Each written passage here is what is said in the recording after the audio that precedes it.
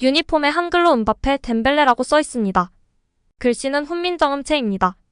그라운드 위에서 주심과 악수를 나누는 음바페의 등 뒤에도 한글 이름이 선명합니다. 파리 선수들이 특별한 한글 유니폼을 입은 이유는 이강인 때문입니다. 이강인은 파리 생제르맹 온라인 매장에서 음바페를 제치고 티셔츠를 가장 많이 판 선수입니다. 이강인 입단 후 구단 SNS 팔로워는 22,000명이 늘었고 파리 홈 경기를 관람한 한국 팬도 20%나 늘었습니다. 이날 경기에서 선수들의 등판에는 한글로 새겨진 이름이 큰 주목을 받았습니다. 예술의 나라 프랑스에서도 훈민정음 글씨체가 예쁘고 한글에 대한 찬사가 이어졌고 프랑스뿐 아니라 전 세계 축구 팬들이 한글을 보게 되었습니다. 여기에 경기 후 기자회견에서 은두르 선수와 관련된 이야기가 나오며 다시금 새삼 대단한 이강인이라고 조명받고 있는데요.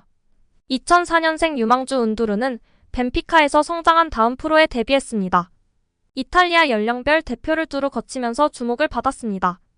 올여름 벤피카와 계약 만료 이후 자유계약으로 PSG에 입단했지만 로테이션 멤버로도 활용되지 못하고 있습니다. 탑 메르카토에 따르면 엘리케 감독은 은두르는 이탈리아 희망인 유망주이자 국제적인 선수다.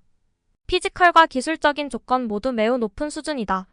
하지만 이곳에는 경쟁이 있어 출전 시간을 부여하기 어렵다라며 제외 배경을 설명했습니다. 네로라 하는 선수들 틈에서 경쟁에 빠르게 연착륙한 이강인이 새삼 대단한 대목으로 느껴지는데요. 여기에 음바페 동생이 이강인의 경쟁자로 등장할 수 있다는 소식인데요. 프랑스 스포츠 언론 르디 스포르트는 PSG의 재앙은 음바페 가족이 활용할 수 있다라고 보도했습니다.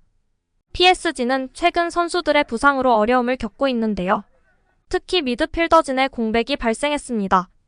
기대받는 유망주의 웨렌자이르 에메리가 부상으로 2024년 초까지 경기에 나설 수 없으며 지난 르아브르전에서는 전반 5분 만에 파비안 루이스가 어깨 탈구 부상으로 올해는 더 이상 경기에 뛰지 못한다는 소식이 전해졌습니다. 결국 PSG는 미드필더진에서 신뢰할 수 있는 자원이 이강인과 비티냐, 마누엘 우가르테뿐인 상황입니다. 르디 스포르트는 이런 상황에서 루이스 엘리케 감독이 새로운 자원의 기용을 검토할 수 있다고 주장했습니다. 르디 스포르트는 에단 음바페가 PSG의 미래라고 밝힌 엘리케 감독은 예상보다 빨리 그를 신뢰할 수 있다. PSG의 미드필더진은 축소됐다. 비티냐와 우가르테만이 사용 가능 자원이다. 엘리케 감독의 다재다능한 공격형 미드필더 이강인을 기용할 수도 있으며 카를로스 솔레르에게 기대를 걸어볼 수도 있다. 세르 은두르는 출전 시간에 어려움을 겪고 있다. 결국 엘리케는 구단의 미래를 대표할 수 있는 에단 음바페 기용을 결정할 수 있다라며 이강인과 솔레르 등의 자원이 있음에도 에단 음바페를 이른 시점에 1군에 기용할 수 있다고 설명했습니다. 에단 음바페는 형인 킬리안 음바페의 친동생으로 나이는 자이르 에메리와 동갑인데요. 다만 지난 시즌부터 1군 무대에서 모습을 보였던 자이르 에메리와 달리 아직은 제대로 1군에서 활약해본 경험이 없습니다. 프리시즌 당시 전북 현대와의 친선 경기에는 출전했습니다. 기술적이고 왼발을 사용하는 미드필더로 볼 간수 능력과 탈압박을 활용한 전진 능력이 좋다고 평가받고 있습니다. 다만 이강인은 최근 르아브르전에서도 선발 출전해 팀을 위해 희생하는 모습을 보이며 주전으로서 활약할 수 있는 착실한 기반을 쌓고 있기에 당장 에단 음바페에게 흔들릴 상황은 아닌데요. 프랑스 푼 메르카토는 이강인의 르아브르전 활약에 대해 음바페의 득점에서 이강인의 돌파가 나머지 액션을 만들어냈다.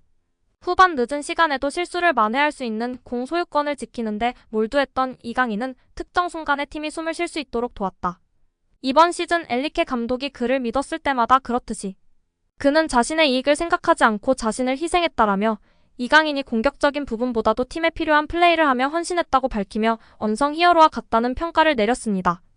프랑스 막시 풋도 이강인은 음바페의 선제골 장면에서 보여준 것처럼 끊임없이 전진하는 플레이를 시도했다. 압박 상황에서 볼은 소유하는 그의 능력이 팀이 숨을 돌릴 필요가 있을 때 큰 도움이 됐다라고 칭찬했습니다. 에단 음바페의 등장도 당분간 이강인의 주전 입지를 위협하기는 힘들어 보이는 상황입니다. 이날 경기를 앞두고 이강인, 비티냐가 공존하면서 중원에 있는 게 눈에 띄었는데요. 둘은 포지션 라이벌로 평가됐고 뉴캐슬 유나이티드와의 사전 기자회견장에서 이강인과 비티냐가 경쟁 중인가? 란 질문이 나올 정도였습니다. 엘리케 감독은 좋은 선수들은 같이 뛸 수 있다. 둘은 윙어 미드필더로 나설 수 있으며 한 명은 중앙에, 다른 한 명은 측면에 있을 수도 있다. 한 명은 그라운드에서 뛰고 다른 한 명은 벤치에 있을 수도 있다. 둘 다 벤치에서 시작할 수도 있는 일이다. 모든 게 가능하다고 답했었습니다. 이강인을 두고 프랑스 푼 메르카토는 음바페가 골문에서 마무리를 하기 전 나머지 장면은 이강인이 만들었다. 이강인은 공을 소유하며 조율을 해 PSG가 숨을 쉴 수 있게 했다. 엔리케 감독이 신뢰를 보내는 이유를 증명하듯 자신보다는 팀을 생각하면서 모든 걸 바쳤다고 했습니다. 음바페와 평점이 같았습니다. 6점이었습니다. 이날 이강인은 패스 성공률 89%, 터치 43회, 슈팅 블록 1회, 드리블 성공 4회 중 3회 성공, 그라운드 경합 승리 6회, 피파울 3회, 인터셉트 2회 등을 기록하며 팀 승리에 공헌했습니다. 여기에 2004년부터 2010년까지 파리 생제르맹에서 뛰었던 제롬 로탕은 이강인을 선발로 내보내야 한다. 그와 주전 경쟁 중인 비티냐와 비교해보자. 이강인은 비티냐보다 훨씬 뛰어난 선수다. 기술이 좋아 상대 압박으로부터 벗어날 수 있다. 발기술도 훌륭하다. 상대가 강하면서 압박을 잘하는 팀이라면 이강인 같은 선수가 나서야 한다고 말했습니다. 1990년대 파리 생제르맹의 수비를 책임졌던 디디에 도마. 이강인은 상대 압박을 이겨낼 줄 안다. 기술과 배포가 상당하다. 겁이 없어 상대 압박도 잘 뚫을 수 있다. 중원에서 쓰기 매우 적합한 선수다라고 칭찬했습니다. 오늘 경기에서 이강인이 헌신적인 모습을 보여주자 루이스 엔리케 감독도 풀타임을 부여했습니다. 후반에 덴벨레와 무키엘레, 솔레르를 불러들이고 콜로 무아니, 밀란 슈크리니아르, 리카 에르난데스 등을 투입하며 변화를 주는 과정에서 이강인은 벤치로 부르지 않았습니다. 그 정도로 이강인의 패스와 공격성이 지금까지 화제였다면 이번 10명이서 뛴 경기를 통해 수비 헌신에도 초점이 맞춰지기 시작했는데요. 이강인도 수적 열세를 이겨낸 데 만족한다. 경기 이후 인터뷰에서 어려운 경기였지만 긍정적인 대목이 있었다. 특히 수비에서 우리는 아주 견고했다. 르아브르의 골을 내주지 않고 승리한 건 아주 좋은 결과다. 매우 행복하다라고 팀 승리를 우선시하는 모습이었습니다. 엔리케 감독 역시 선수들이 자랑스럽다. 정신력을 높게 평가한다. 한 명이 부족해도 평소처럼 아름다운 플레이를 펼쳤다며 수비가 좋았다. 오늘 플레이가 완벽하지 않더라도 지공과 역습을 모두 펼칠 수 있다는 걸 잘 보여줬다라고 박수쳤습니다.